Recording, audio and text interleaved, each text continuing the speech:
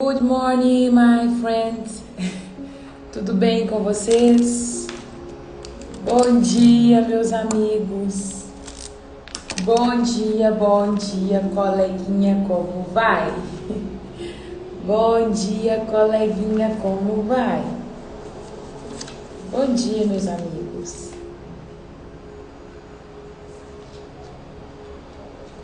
Grace and peace. Que a graça e a paz esteja sobre a sua vida. Bora para mais um dia que o Senhor ele já fez. Bom dia, Cacá, ungida do Senhor.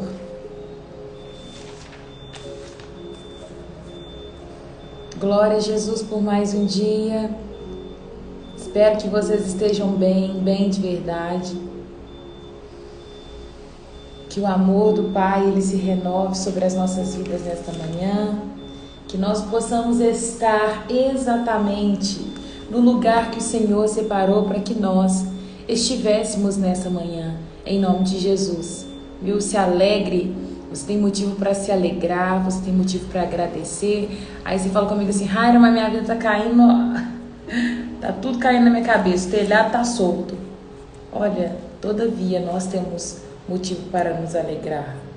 A palavra diz que em todo tempo nós devemos dar graças a Deus.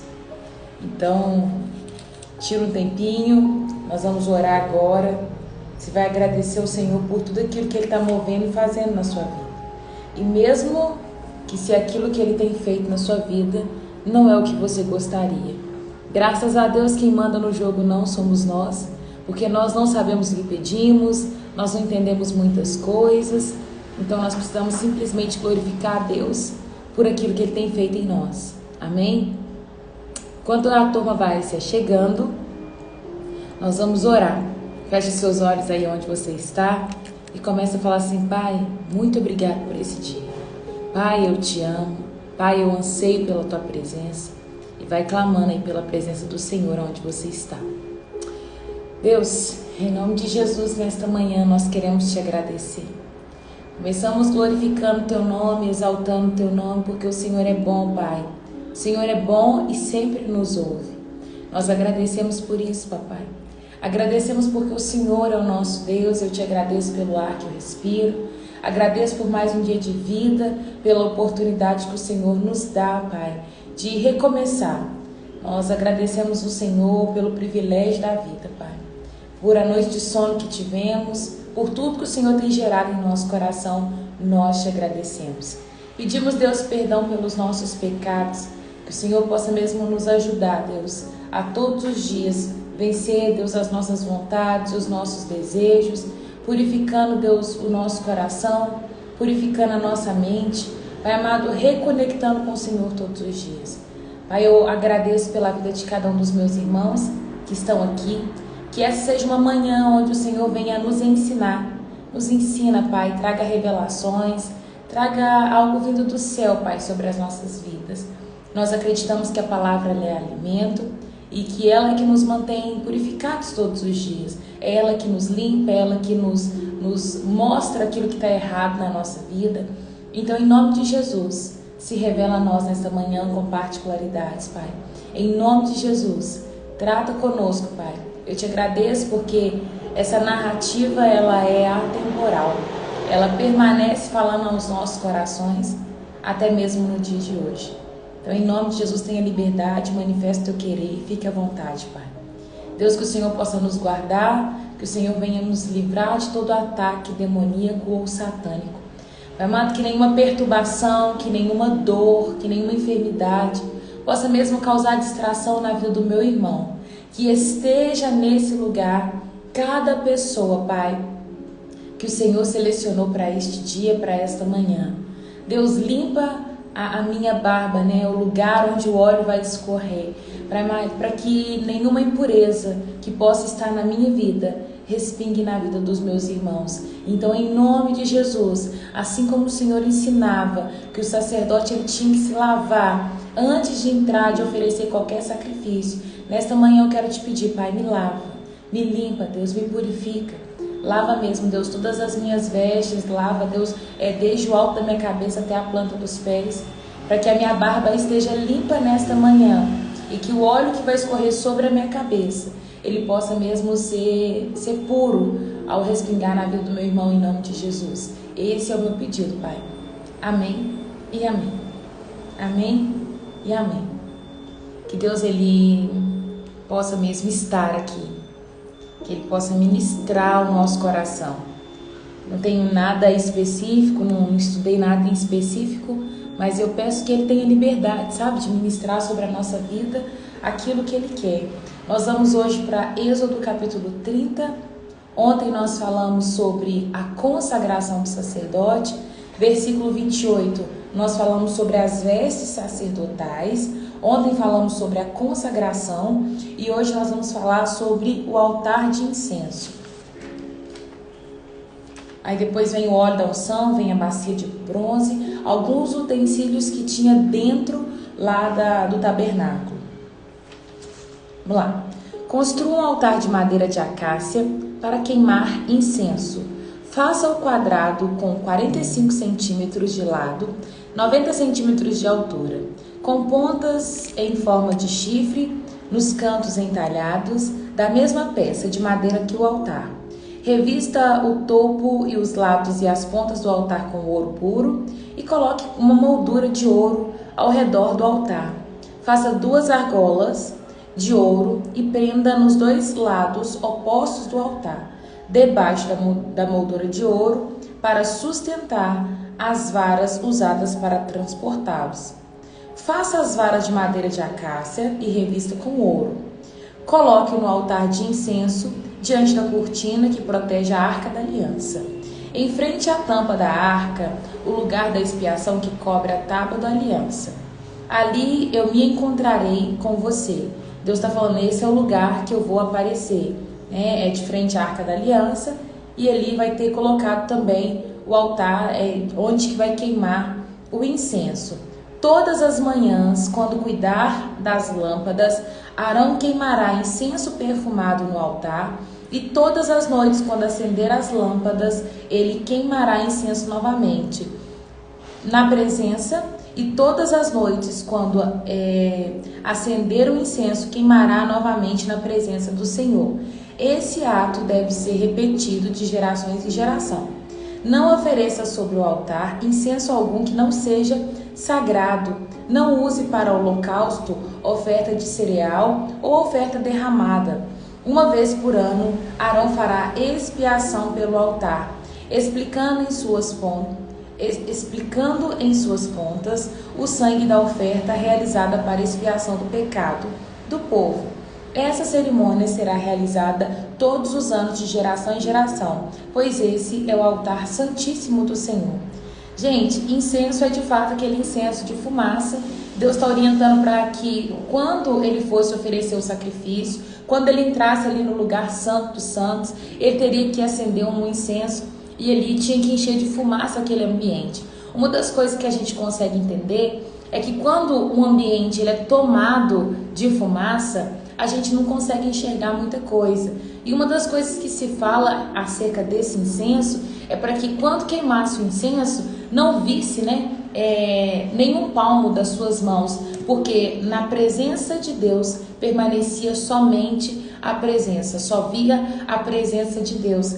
E quando nós entramos na presença de Deus até hoje, tem que funcionar da mesma forma. Não existe eu, diante da presença de Deus. Diante da presença de Deus, existe a presença de Deus, O nosso eu, ele fica para segundo plano, porque quando estamos na presença de Deus, o que precisamos fazer é contemplar a beleza da sua santidade, é oferecer adoração, é reverenciar Ele, porque é tudo sobre Ele e nada se refere a nós.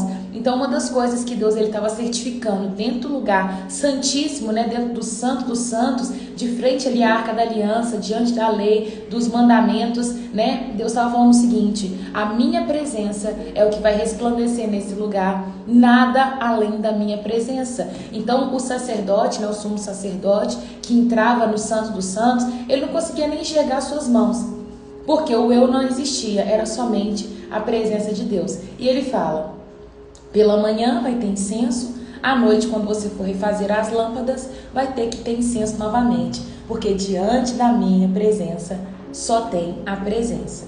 Deixa eu ler aqui alguma informação.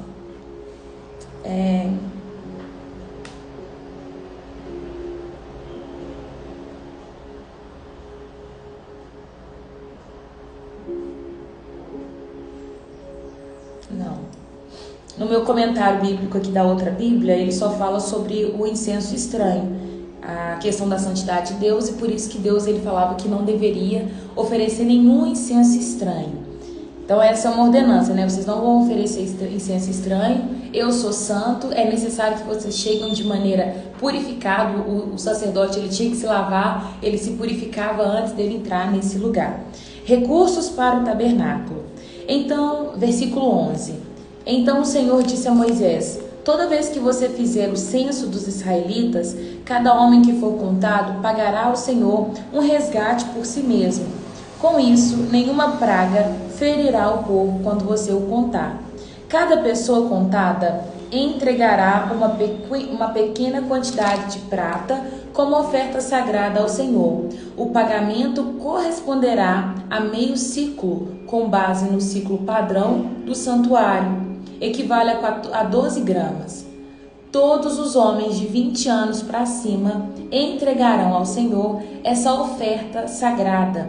Quando entregarem ao Senhor a oferta para fazer expiação pela vida deles, os ricos não darão mais que a quantia especificada e os pobres não darão menos. Receba o dinheiro de resgate dos israelitas e use para cuidar da tenda do encontro.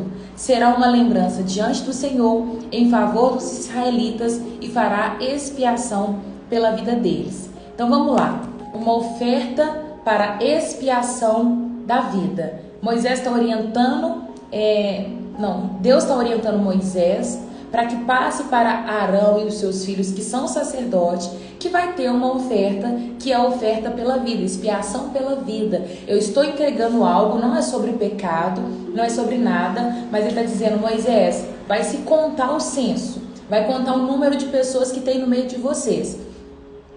E aí, quando vocês forem contar o censo, vocês vão fazer uma oferta de expiação pela vida. Você vai oferecer algo por valor à sua vida, pela importância que a sua vida tem. E ele está dizendo o seguinte: o rico não vai dar mais do que ele pode e nem o pobre vai dar menos.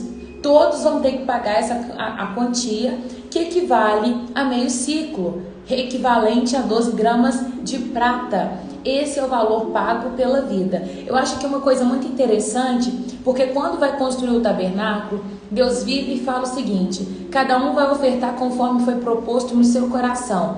Então cada um dava o que queria. Então o rico, se ele é muito rico, ele vai dar muito. O pobre, se ele não tem condição, ele não vai dar, ou vai oferecer muito pouco.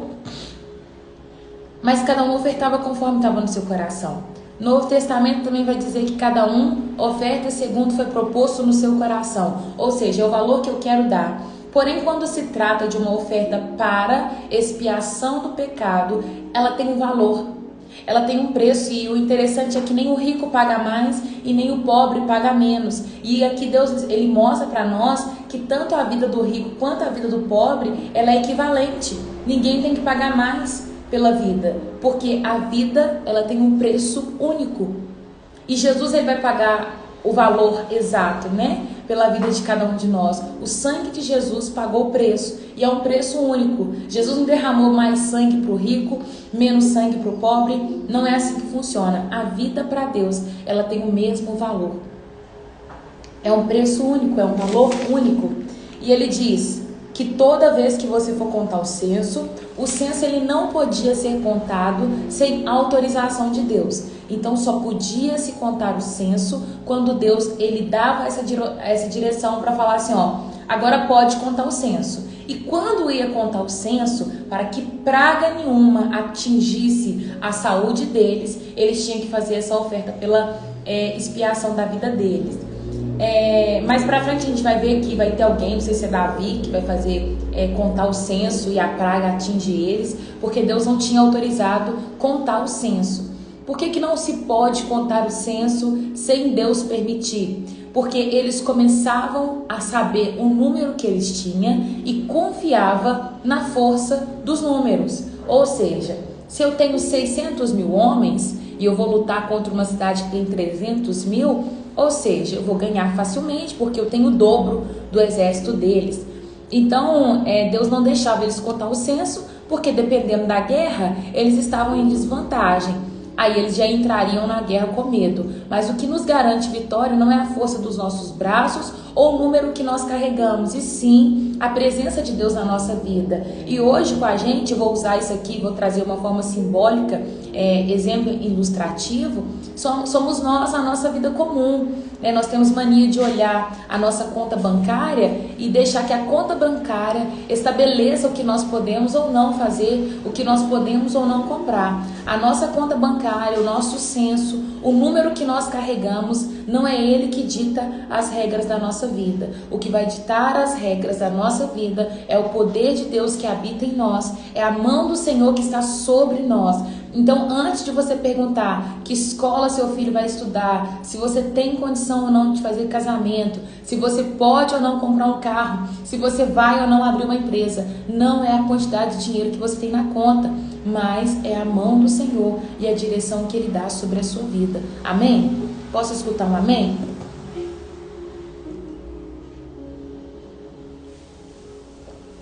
Então era esse o motivo que Deus não deixava contar o censo, porque eles achavam que o número poderia ditar alguma coisa na vida deles, sabe? Então, antes de você fazer qualquer coisa, você pergunta para Deus e não para sua conta, tá? Deixa eu ler um comentário da Ju. Queima de incenso significa interceder pelo povo através da oração. Jesus é o sumo sacerdote que intercede por nós. Castelo, amém, Roberta, amém, amém, amém. Vamos lá, continuar a nossa leitura. O Senhor também disse a Moisés: faça uma bacia de bronze, com um suporte de bronze, para a lavagem cerimonial. Coloque-a entre a tenda do encontro e o altar e encha de água. Ali Arão e seus filhos lavarão as mãos e os pés cada vez que entrarem na tenda do encontro, e deverão se lavar com água, do contrário eles morrerão. Cada vez que se aproximarem do altar para servir ao Senhor e queimar ofertas especiais para Ele, deverão lavar as mãos e os pés, do contrário morrerão. Essa é uma lei permanente para Arão e para seus descendentes, e deve ser cumprida de geração em geração. A bacia de bronze, vou só voltar aqui. Bronze significa juízo de Deus, onde o sacrifício foi realizado. Juízo de Deus. Então eles estão lavando a mão aqui agora, limpando, purificando, antes de entrar. Isso mostra, mais uma vez, a santidade de Deus e que não dava para entrar na presença de Deus de qualquer maneira, né? O Senhor, ele tinha que ver lá os sacerdotes lavando as suas mãos, lavando os seus pés, para que eles purificassem, limpassem a sua vida antes de entrar ali diante da presença de Deus. E o mais legal é que nem tudo nós vamos achar significado, nem tudo vai ter um significado específico, sabe? O que significa isso? O que significa isso? Nem sempre nós vamos ver, mas em grande parte, ou em todas as partes, né, se tratando de Jesus, nós vamos sempre conseguir referenciar com Jesus. Toda a Escritura, ela vai fazer menção de Jesus. Então, uma das coisas que a gente vê aqui é quando Jesus vira para os seus discípulos e ele diz o seguinte: eu vou lavar os seus pés, né? Mostra a humildade de Jesus, mostra ele simbolicamente purificando. Bom dia, Lila, Deus te abençoa. Mostra ele purificando ali a vida dos seus discípulos. E Pedro, na hora que Jesus vai lavar os pés dele, porque pés era uma coisa suja, eles andavam, era com sandália, então o pé sempre era sujo, e Jesus fala: eu vou lavar o pé de vocês. Pedro diz: Senhor, eu não quero que você lave meu pé. E Jesus responde para ele: mas Pedro, se eu não lavar os seus pés, você não tem parte comigo. Ou seja, deixa eu purificar a sua vida, eu vou lavar os seus pés, tanto em sinal de humildade, reverência, né? Eu estou aqui me humilhando diante de vocês, porque eu considero vocês também parte comigo. Não é que Jesus está dizendo eu não sou Deus, mas Jesus se humilhou naquele momento e ele mostrou como que um líder deve ser, o que é ser servo, o que é servir o outro, tem todo esse significado, mas ele disse: Pedro, eu preciso te lavar. Se você não aceitar, você não tem parte comigo. E Pedro responde para ele: Jesus, não lave só os pés, como também toda a minha vida, né? Lava todo o meu ser. Porque ele entendeu o que Jesus estava querendo dizer. Olha, para ter parte comigo, você precisa me deixar te purificar. E aí aqui, essa bacia, ela está servindo da mesma forma. Deus está certificando que antes do sacerdote ele entrar na presença de Deus, ele precisava lavar as suas mãos, lavar os seus pés, se limpar por completo, vestir a sua roupa e entrar para oferecer sacrifício. O óleo da unção. O Senhor disse ainda a Moisés: junte as seguintes especiarias da melhor qualidade: 6 quilos de mirra líquida, 3 quilos de canela perfumada, 3 quilos de cálamo perfumado e 6 quilos de cássia, medidos de acordo com o ciclo do santuário. Junte também 4 litros de azeite, usando as técnicas de perfumista habilidoso. Misture esses ingredientes para fazer o óleo sagrado para a unção. Esse óleo sagrado para ungir a tenda do encontro, a arca da aliança, a mesa e todos os seus utensílios, o candelabro, todos os seus acessórios, o altar de incenso, o altar de holocausto, todos os seus utensílios e a bacia com o seu suporte.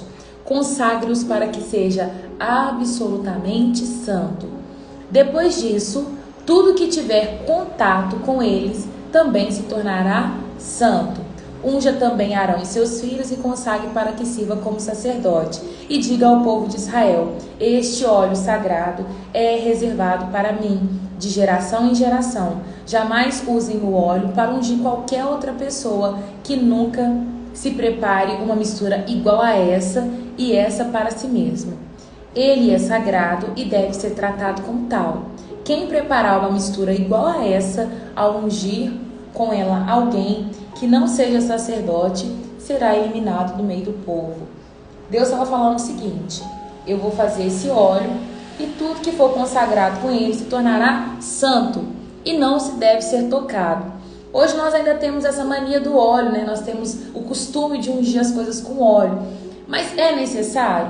Uma coisa que nós precisamos entender é que o necessário hoje é a oração. Embora o Novo Testamento ele vai falar que deve ungir com óleo, nós usamos o óleo para acréscimo da fé, simbolicamente, mas o que tem poder é a oração. Deus está falando: eu vou ungir aqui cada item com óleo. Esse ritual vai ser feito aqui, aonde a minha presença ela vai habitar, e isso se tornará santo. Então esse é o processo que eu vou fazer aqui no tabernáculo. E tudo vai ser ungido. O sacerdote vai ser ungido, os utensílios eles serão ungidos. Hoje a gente pode usar o óleo? Pode usar o óleo. O princípio permanece o mesmo. É santificar, é consagrar, é entregar nas mãos do Senhor, mas o óleo não tem mais poder que a sua oração. Supondo que, Raira, não tem um óleo e eu preciso ungir a minha casa. Olha, você vai orar e a sua casa estará protegida. Não é o óleo que vai fazer a sua casa se tornar mais ou menos santa.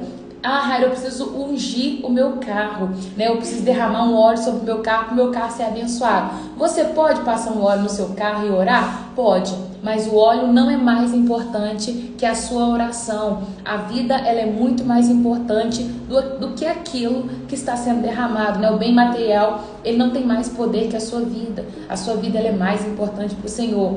Pode ungir um carro, mas é importante orar apresentando a Deus a sua vida, tá? Fique claro isso. Não é que eu não posso, igual eu tenho muito costume de usar óleo. A gente olha, passa óleo na janela, nos umbrais, na porta, mas eu entendo que o poder não está no óleo, é na oração que eu faço. O óleo eu uso de forma simbolicamente, e a gente vê que o óleo meio que ele acrescenta a nossa fé. É como se tivesse ali um chaveirinho, sabe? Um negocinho para você segurar, opa, tem um apoio aqui. Mas o óleo ele não é mais importante que o poder que há na sua oração. É isso, Cacau.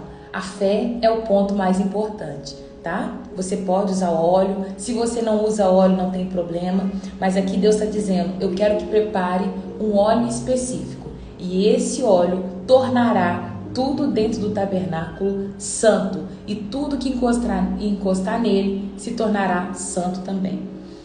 Em seguida, o Senhor disse a Moisés, junte-se especiarias perfumadas, gotas de resina, conchas de molusco e gálbano. Misture-os com incenso puro, tudo em quantidades iguais. Usando as técnicas de perfumista, misture as especiarias e acrescente um pouco de sal, a fim de produzir um incenso puro e santo. Moa uma parte da mistura até formar um pó bem fino e coloque diante da Arca da Aliança, na tenda do encontro onde me encontrarei com você. Considere o incenso algo santíssimo. Jamais usem essa fórmula para preparar incenso para si mesmo. Ele é reservado para o Senhor e deve ser considerado santo. Quem fizer incenso igual a esse, para uso pessoal, será eliminado do meio do povo. Minha internet está ruim? Oh, meu Deus. Era a paz do Senhor Jesus. Peço oração para a Cláudia Coutinho, minha esposa, que queria agora estar estudando com você, mas ela está deitada com muita gripe. Que Deus te abençoe. Amém, meu irmão. Vou orar por ela, viu? Que o Senhor possa mesmo restaurar a saúde da Cláudia, em nome de Jesus. No final da live, eu vou orar por ela. Vamos lá. Outra coisa que a gente pode ver, a Bíblia ela menciona muito toda vez que trata de óleo, a gente lembra, né, do Espírito Santo, que o óleo é como se fosse o Espírito. Então hoje a nossa vida ela tem esse derramamento de óleo que simboliza o Espírito Santo em nós. Capítulo 31, os artesãos Bezalel e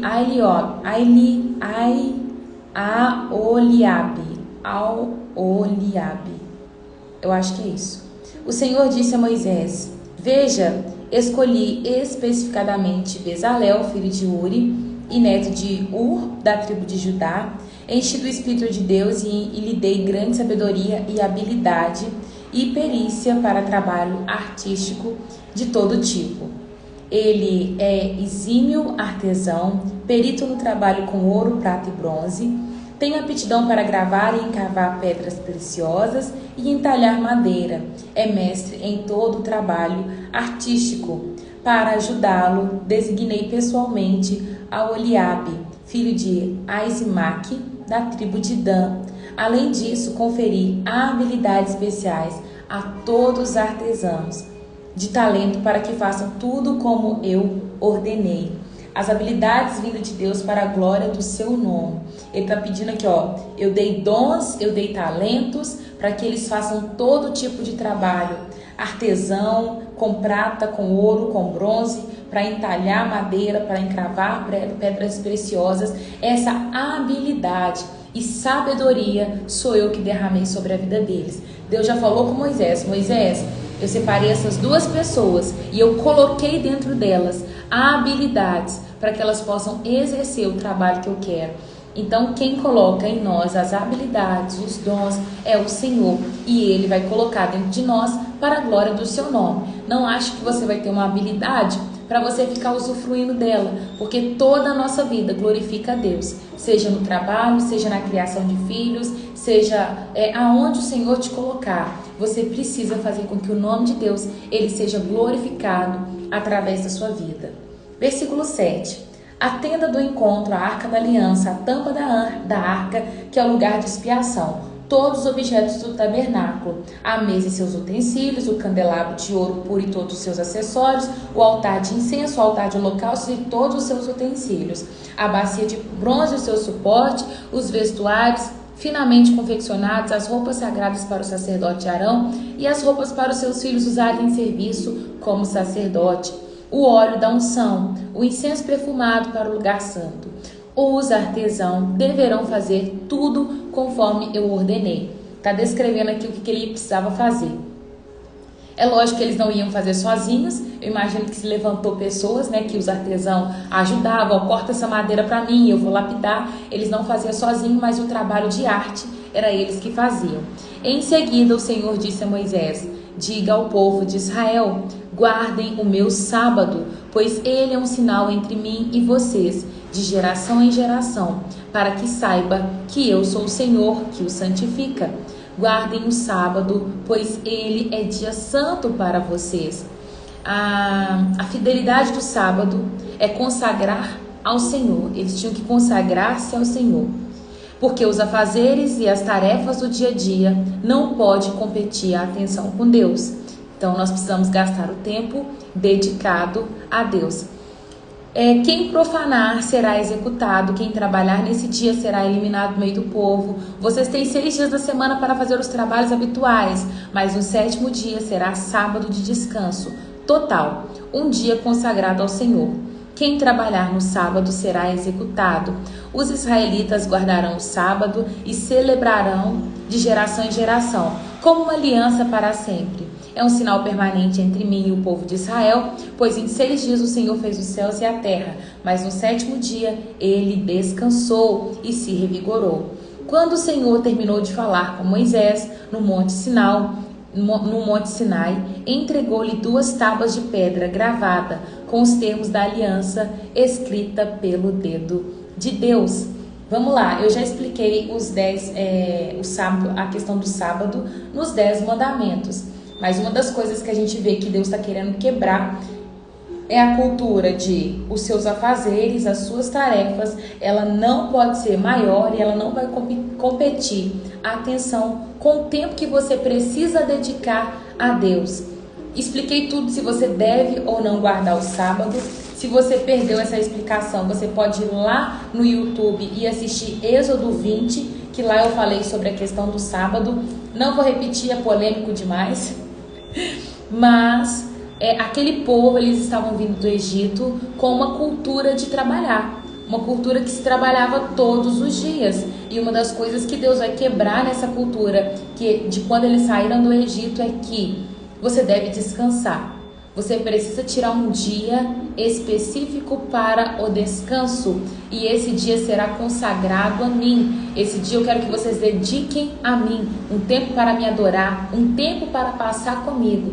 E Deus está trazendo aqui mais uma vez para eles: as suas tarefas, o seu serviço, ele não pode competir tempo com Deus.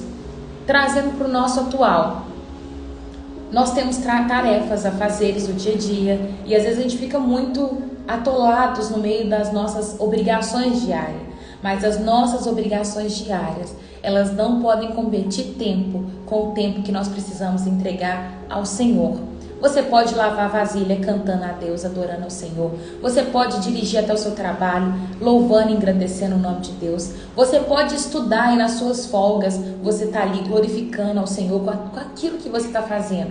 Então a nossa vida, ela deve ter um estilo de vida de adoração a Deus. A adoração precisa ser um estilo de vida na vida de um cristão, tá? Então não deixe as tarefas, competir tempo com o nosso Senhor. Versículo 1 do capítulo 32.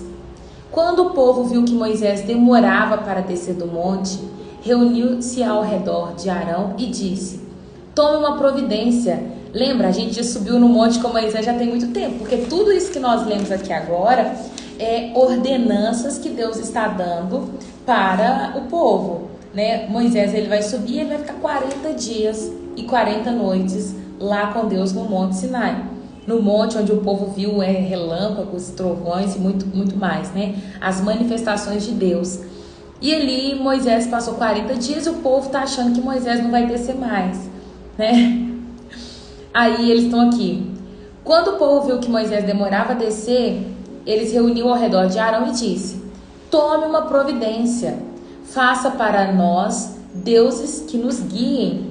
Não sabemos o que aconteceu com esse Moisés, que nos trouxe da terra do Egito para cá. Eles tinham uma cultura panteísta e politeísta.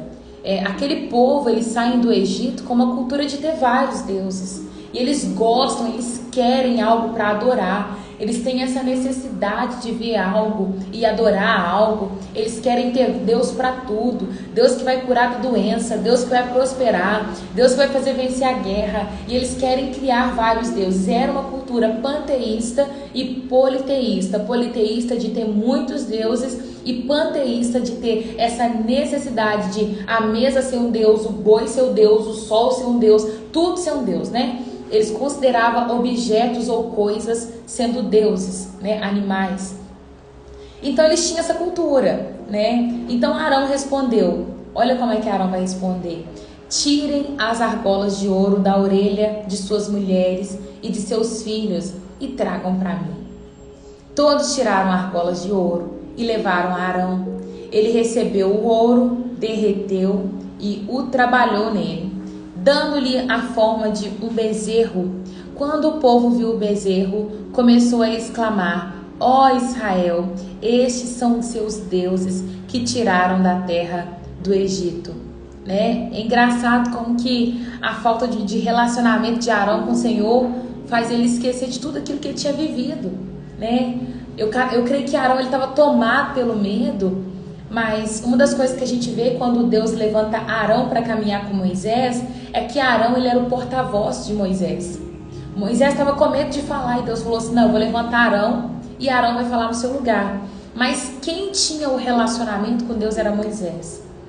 Olha, a falta de relacionamento de Arão leva ele a construir um Deus de ouro para aquele povo, porque eu creio que ele estava tomado pelo medo. Imagina uma multidão falando: faz um Deus para nós queremos um Deus, nós temos necessidade de adorar, e é isso, aquilo, outro. Eu creio que se Arão tivesse uma convicção de quem Deus era, ele não tinha construído esse bezerro. Mas a falta de relacionamento faz a gente ser guiado pela voz do outro. Então, se você quiser escrever isso, escreve: a falta de relacionamento com Deus nos faz ser guiado pela voz do outro. É isso que está acontecendo com ele. Porque ele, embora ele viu a cobra sendo, o cajado sendo transformado em cobra, ele viu as pragas sendo enviadas pro faraó lá. Ele estava com Moisés quando Deus ordenou que cada coisa fosse acontecer. Ele viu o mar se abrindo, ele viu as codornizes chegando no acampamento, ele viu a coluna de fogo, ele viu um tanto de coisa, ele viu a água que estava amarga se tornar em doce, e era milagre atrás de milagre, e mesmo assim Arão não tinha relacionamento com Deus. E ele se permite ser conduzido pela voz de outra pessoa. Então toma cuidado com a forma como você tem conduzido a sua vida, porque a sua falta de relacionamento com Deus pode ser que te faça ser guiado por caminhos que Deus não tinha para a sua vida, tá? Toma cuidado. Talvez igual, por exemplo, você que me considera uma pessoa bênção na sua vida. Aí você fala assim: nossa, Raira é uma bênção na minha vida. Aí eu dou uma orientação aqui, eu dou uma ordenança aqui para vocês, que talvez vai quebrar um princípio que Deus te pediu lá atrás. E aí você vai fazer o que eu tô te pedindo porque você gosta de mim, porque você me acompanha no Instagram, você acha que eu sou uma bênção, e aí você vai seguir a minha voz. Mas a falta de relacionamento vai te fazer desobedecer a Deus. Não é porque eu sou uma pessoa que você tem como referência que vou falar alguma coisa e você vai fazer. Você tem que caminhar debaixo da ordenança de Deus. O meu maior propósito e intuito de estar aqui todas as manhãs é conduzir um povo a ter relacionamento com Deus. Não quero que vocês fiquem vivendo milagres lindos e infindáveis e não tenham relacionamento com Deus. O maior milagre, a maior preciosidade que alguém pode ter é relacionamento com Deus. Então busque isso, anseie por esse relacionamento para que você não seja conduzido pela voz do outro sobre a sua vida.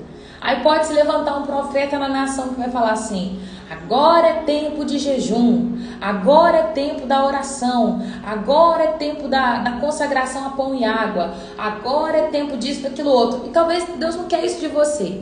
Talvez Deus quer de você obediência em tudo que você for fazer.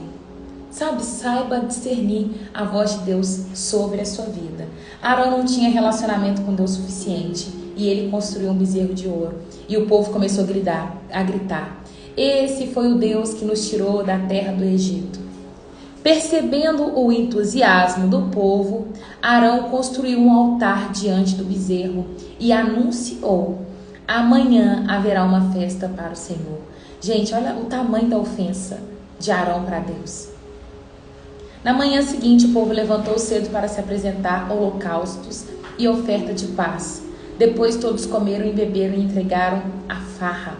O Senhor disse a Moisés: rápido, desça do monte, o seu povo. Olha como é que Deus está falando com Moisés.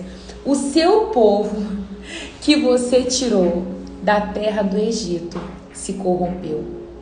Como se desviaram depressa do caminho que eu lhes havia ordenado.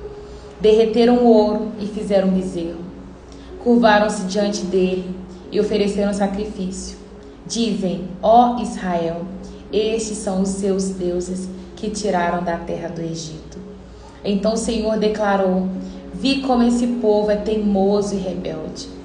Agora fique de lado e eu lançarei contra eles a minha ira ardente e eu destruirei. Depois farei de você, Moisés, uma grande nação.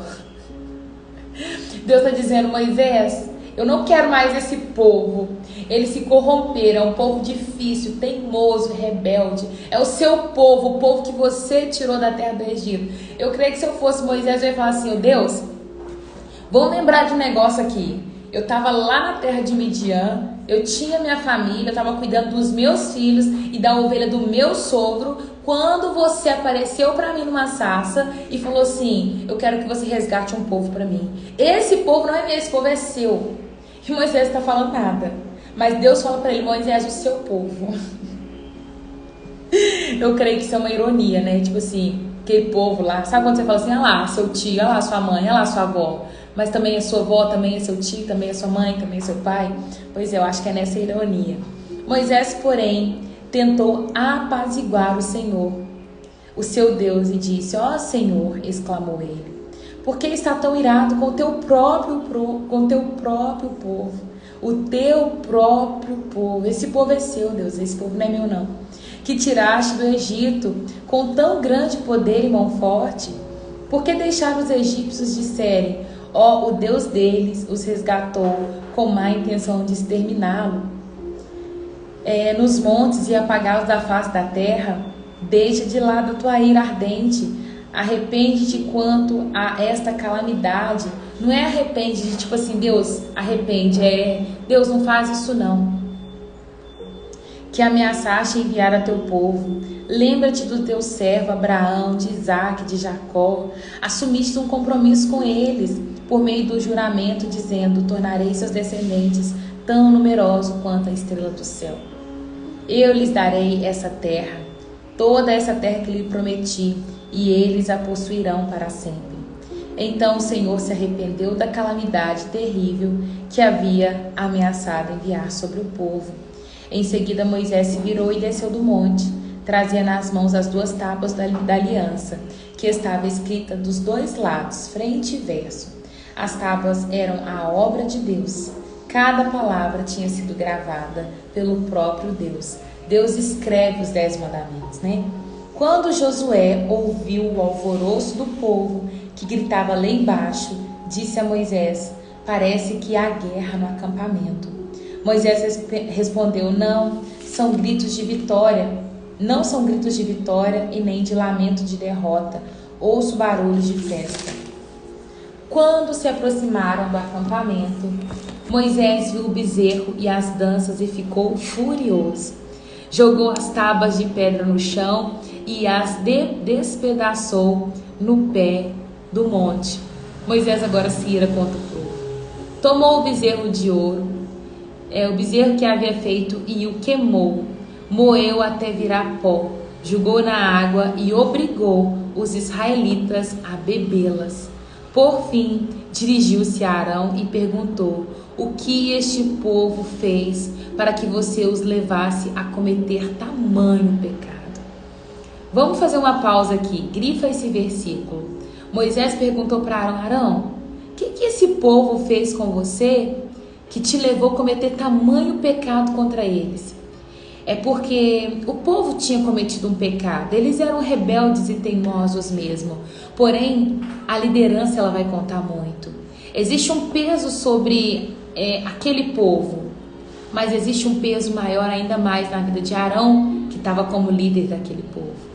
Então, o peso que há sobre a vida de um líder que conduz uma nação para um lugar errado, equivocado, é muito maior. Porque na hora que aquele povo começou a pedir, eu quero um Deus, Arão, ele tinha a oportunidade de falar, vou fazer, como também não vou fazer. O Deus que nós temos é um Deus invisível. Moisés está conversando com ele, vocês viram a manifestação com o trovão, com isso, com aquilo outro, e nós vamos esperar até ele dar uma ordem. E aí Moisés, ele vai quente em cima de Arão, porque Arão permitiu que aquele povo fosse conduzido de maneira errada. Vamos lá.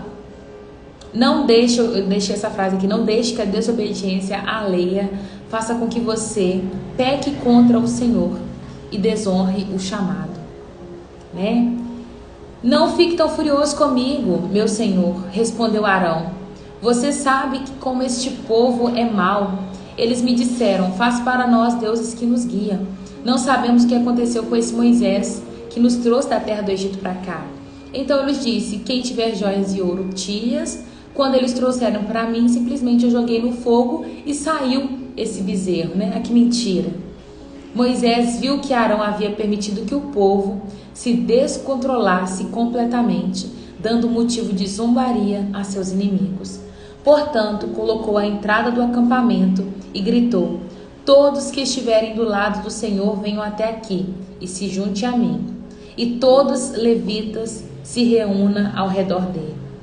Moisés lhe disse, assim diz o Senhor, o Deus de Israel, cada um de vocês pegue a sua espada e vão e voltem de uma extremidade à outra do acampamento e matem todos, até mesmo seus irmãos, seus vizinhos, amigos. Os levitas obedeceram à ordem de Moisés. A cerca de 3.000 pessoas morreram naquele dia. Então Moisés disse aos levitas, hoje vocês se consagrarão para serviço do Senhor, pois lhe obedeceram, mesmo quando tiveram que matar seus próprios filhos e irmãos. Hoje vocês receberam uma bênção de Deus. No dia seguinte, Moisés disse ao povo, vocês cometeram um pecado terrível, mas eu subirei ao monte e me encontrarei com o Senhor outra vez. Talvez eu consiga fazer expiação por este pecado. Moisés voltou ao Senhor e disse, que pecado terrível esse povo cometeu. Fizeram para si deuses de ouro. Agora, porém, eu te suplico que lhes perdoe do pecado. Do contrário, apaga meu nome do registro que escreveste. O Senhor, porém, respondeu a Moisés, apagarei o nome de todos que pecaram contra mim. Agora vá, leve o povo ao lugar onde eu lhe falei. Vá, veja, e o meu anjo irá à sua frente. E no dia do acerto de contas, certamente eu castigarei esse povo pelo pecado que eles cometeram. Então o Senhor castigou severamente o povo por causa do que fizeram com o bezerro que Arão tinha construído. Nós vamos parar por aqui. Moisés, ele vai ficar intercedendo, mas é estranho, né? É o mesmo que eu virar e falar assim, Deus, não acaba com meus seguidores, não, eles vão se redimir, Deus bravo. Seus seguidores, Raira, seus seguidores estão fazendo isso, e fizeram aquilo, e pecaram contra mim, eu vou matar eles. E eu, Deus, não mata meus seguidores, não, eles são bonzinhos, eles estão no caminho, eles vão se redimir, vai dar certo, Deus, por favor, não mata eles, não. Mas aí na hora que eu chego de frente para vocês, eu vou matar vocês, e é isso, aquilo outro. E foi isso que aconteceu. Deus queria matar o povo, Moisés não deixou. Quando ele chega diante do povo, ele queria matar o povo. Ah, Deus, esse povo, é a reação de Moisés ao ver o que estava acontecendo. Mas Deus já tinha visto. Uma das coisas que Deus detesta, que vai deixar Deus muito irado, é a adoração a outros deuses. Sabe? E Moisés, ele vai... Por favor, Deus, não acaba com eles. Mas a adoração a outros deuses irrita muito o Senhor. Então toma cuidado para que você não adore nada que não seja o Senhor. Uma coisa interessante, deixa eu ler esse comentário. Levi saiu debaixo da maldição que Jacó fez ao abençoar os filhos. Devido a ter ficado do lado de Moisés e escolhido o Senhor, então a bênção de Levi recebe e é do sacerdócio. O fato deles terem ficado, do lado de Moisés, ele levanta ali como um povo separado, escolhido. É isso que você está querendo dizer, Cal? Orem por mim, por favor. Não estou nem conseguindo orar por mim. Meu nome é Maria Divina Matoso. Amém, Maria. No final da live eu vou orar por você. Orar por você e pela Cláudia. É isso, gente. Tomem cuidado, sabe? A adoração, ela fere muito o Senhor. Deus, ele detesta que ele seja trocado ou que coloque qualquer outra coisa no lugar dele. O lugar de Deus é lugar de Deus, tá? Então tomem cuidado com isso. Tem alguém que está assistindo essa live que ainda não aceitou Jesus como Senhor da vida dele e quer fazer isso nessa manhã? Se você quer, você vai escrever assim: Senhor Jesus, eu te aceito como meu único e suficiente Senhor. Se você se desviou do caminho e quer voltar, você vai escrever: Senhor Jesus, eu quero voltar e eu vou orar por você. Se você já fez essa oração e é salvo, você vai escrever: Senhor Jesus, eu sou salvo. Ou eu sou salva. Eu sou salva. Eu sou salva.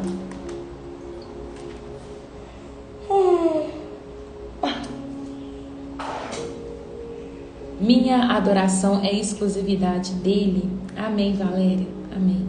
Gratidão por uma porta que Deus abriu para mim. Amém, minha irmã.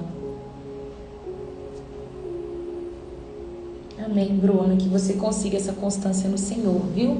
Coloca sua mão sobre o coração. Feche seus olhos e fala assim: Senhor Jesus, obrigado por esta palavra, que ela possa mesmo germinar em meu coração. Jesus, eu te aceito como Senhor da minha vida. Deus, apaga todo o meu pecado, lança no mar do esquecimento, Pai. E faça começar novamente, viver um novo com o Senhor. Deus, que essa palavra germine em nosso coração, que no tempo certo ela possa frutificar. Pai, eu entrego cada vida que hoje te aceitou como Senhor, que vai aceitar assistindo essa live posteriormente, ou que vai reconciliar com o Senhor. Eu entrego cada uma dessas vidas diante de Ti. Papai, eu quero te pedir que o Senhor possa mesmo tocar na vida da Cláudia, que o Senhor restaure a saúde dela, Pai. Toca também na vida da Maria. Ela pediu oração e disse que não está conseguindo orar por ela mesma. Papai, somente o Senhor sabe a necessidade dessas duas vidas. Entra com providência nessa manhã, Pai. Vem com a Tua bondade, vem com a Tua mão santa e poderosa. Eu creio na intercessão, eu creio no poder da oração, sabe? De nós orarmos uns pelos outros, intercedermos uns pelos outros. Assim como Moisés, ele clamou por um povo, o Senhor atendeu. Eu clamo pela vida da Cláudia, Pai. Restaura a saúde dessa mulher. Traga cura para a vida dela em nome de Jesus. Eu oro pela vida da Maria também, Pai. Traga cura para a alma dela. Liberta ela, Pai amado, de toda prisão que o diabo tem colocado a ela.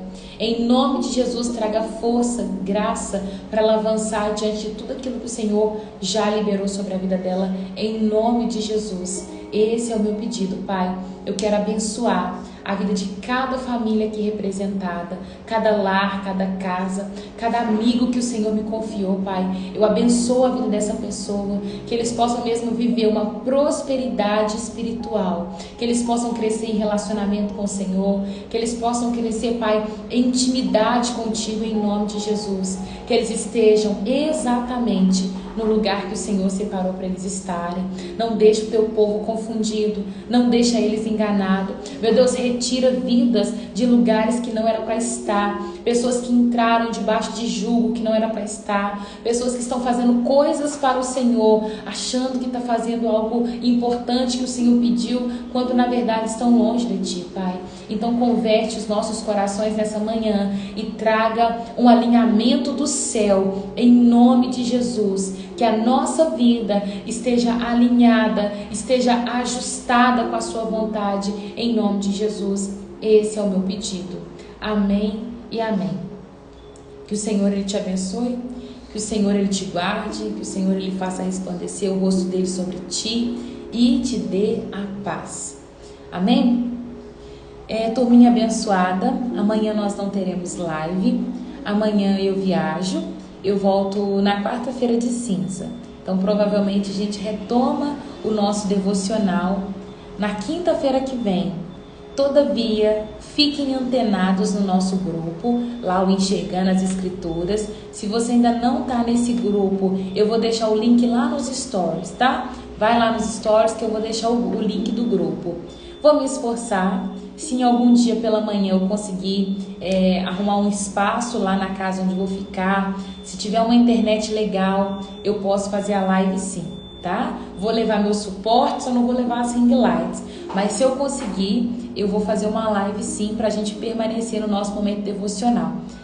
No mais, eu peço oração para vocês, que vocês orem por essa viagem, que eu consiga descansar um tempinho, viu, gente? Eu preciso desse descanso. Mas saiba que para mim estar aqui é um presente, viu? De todas as coisas que eu faço, a que eu menos considero peso, eu vejo que é um prazer estar aqui com vocês na live, tá? Então eu amo muito a vida de vocês, que Deus abençoa. Peço que vocês continuem e permaneçam lendo a Bíblia, tá? Leia todos os dias pelo menos um capítulo, faça a sua anotação. Se quiser, compartilha comigo, me manda uma mensagem no WhatsApp. Eu vou ficar muito feliz em te responder, tá bom? Um beijo grande. Vigia, hein? Crente não participa de carnaval não, tá?